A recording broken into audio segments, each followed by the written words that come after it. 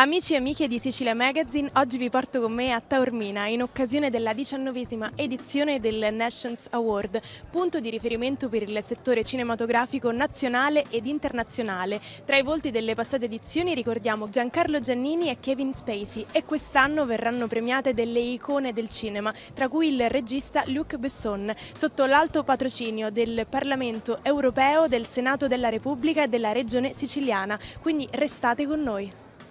Come nasce il Nations Award? Intanto nasce negli anni 70, è stato ripreso 9 anni fa ed è stato legato a tematiche sociali, in questo caso alla sostenibilità ambientale. Sono stati ospiti eccezionali, abbiamo avuto Luc Besson, Emil Kusturica, Terry Gilliam, che sono tre tra i più grandi artisti in circolazione, ma anche Enrico Vanzina. Non dimentichiamo che i festival sono stati inventati per incentivare il turismo. Noi tentiamo di lanciare non solo un messaggio turistico ma anche un messaggio sociale importante. Cosa si prova dal passare, dall'essere premiata fino ad essere la madrina quest'anno del Nations Award? Cosa si prova ad essere in questo posto incredibile? La Sicilia è una cornice meravigliosa, la mia prima volta qui in un festival a Taormina è stata 10 anni fa con un film di Paolo Sorrentino. Sono molto onorata, sono molto felice di portare anche questo messaggio molto, molto importante che ha questo festival.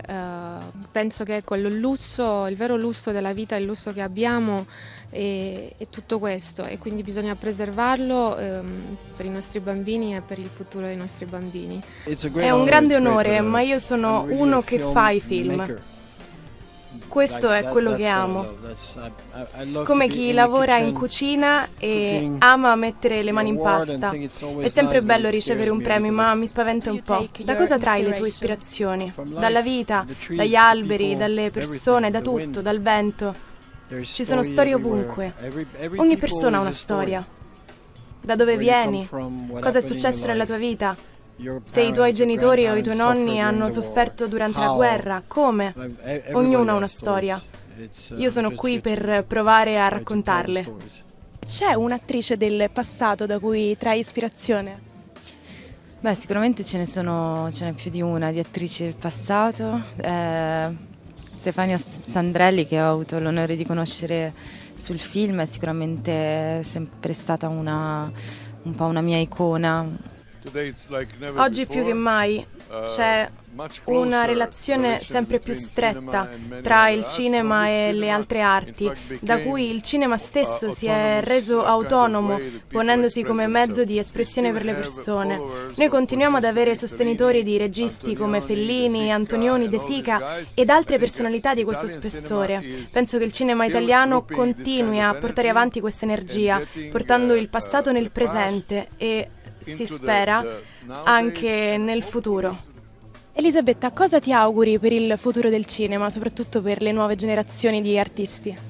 Allora, mi auguro che tutti vadano al cinema, perché è importante tornare al cinema, perché c'è stato un periodo in cui le persone preferiscono guardare i film sulle piattaforme, mentre invece il cinema è importantissimo. E mi auguro anche che ci sia sempre più cinema indipendente, in modo da dare spazio a giovani attori, a giovani registi, sceneggiatori e continuare con la grande arte del cinema italiano. Il cinema è davvero essenziale per la civilizzazione. È un modo di comunicare idee interessanti alla gente. Sfortunatamente l'interesse mediatico al momento è rivolto nei confronti di situazioni come quelle di Gaza e Ucraina e tutto ciò rattrista molto. Quindi in questo periodo storico è difficile per il cinema trovare storie potenti tanto quanto gli avvenimenti a noi contemporanei. Come scegli le storie da raccontare?